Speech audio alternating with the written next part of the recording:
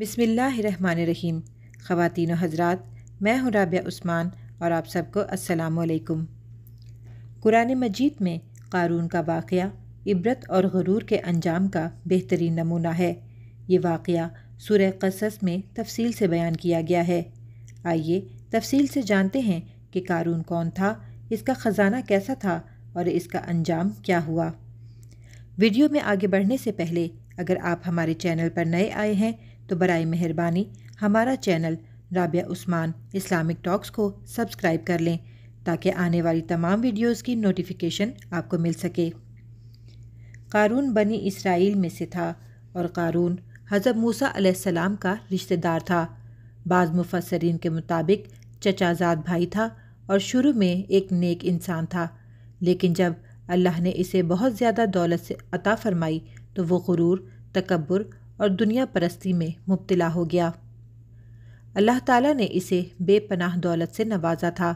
قرآن میں ارشاد ہے، ہم نے اسے ایسے خزانے دیے تھے کہ ان کی کنجیاں ایک طاقتور جماعت کے لیے بھی اٹھانا دشوار تھا۔ سورہ قصص آیت نمبر 76۔ یعنی اس کا خزانہ اتنا زیادہ تھا کہ اس کی چابیاں بھی کئی طاقتور آدمیوں سے اٹھائی نہیں جاتی تھیں۔ قارون جب اپنی شان و شوکت کے ساتھ لوگوں کے سامنے آتا تو دنیا پرست لوگ حسرت سے کہتے، کاش ہمیں بھی وہی کچھ ملتا جو قارون کو ملا ہے، بے شک وہ بڑا نصیب والا ہے۔ سورہ قصص آیت نمبر 79۔ لیکن اہل ایمان اور علم والے لوگوں نے کہا، افسوس، اللہ کا ثواب اس سے بہتر ہے جو ایمان لاتا ہے اور نیک عمل کرتا ہے۔ سورہ قصص آیت نمبر 80۔ قارون کا انجام۔ جب قارون سے نصیحت کی گئی کہ اللہ کی دی ہوئی دولت سے آخرت کماؤ اور زمین میں فساد نہ پھیلاؤ تو اس نے غرور سے جواب دیا، یہ سب کچھ میرے علم کی بنا پر ملا ہے۔ سورہ قصص آیت نمبر 78۔ اس کے غرور پر اللہ کا عذاب نازل ہوا، پھر ہم نے اسے اور اس کے گھر کو زمین میں دھسا دیا۔ سورہ قصص آیت نمبر 81۔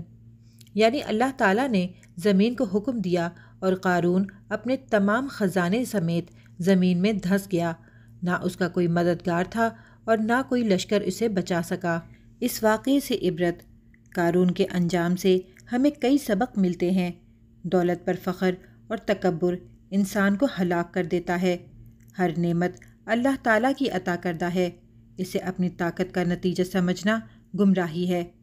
جو لوگ آخرت کو ترجیح دیتے ہیں وہی اصل کامیاب ہیں۔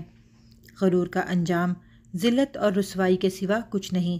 قارون کا واقعہ ہمیں یاد دلاتا ہے کہ دولت، طاقت اور شان و شوکت کا کوئی فائدہ نہیں اگر اس کے ساتھ شکر و عاجزی اور اللہ تعالیٰ کی رضا شامل نہ ہو۔ یہ واقعہ ہر دور کے انسان کے لیے سبق ہے کہ وہ اللہ تعالیٰ کی نعمتوں کو شکر کے ساتھ استعمال کرے اور آخرت کو کبھی فراموش نہ کرے۔ ناظرین، اسی امید کے ساتھ اجازت دیں کہ آپ کو ہماری ویڈیو پسند آئی ہوگی۔ ملتے ہیں بہت جلد ایک نئی اسلامی، تاریخی اور تحقیقی ویڈیو کے ساتھ۔ دیکھتے رہیں رابعہ عثمان اسلامک ٹاکس۔ اللہ رب العزت آپ سب کا حامی و ناصر ہو۔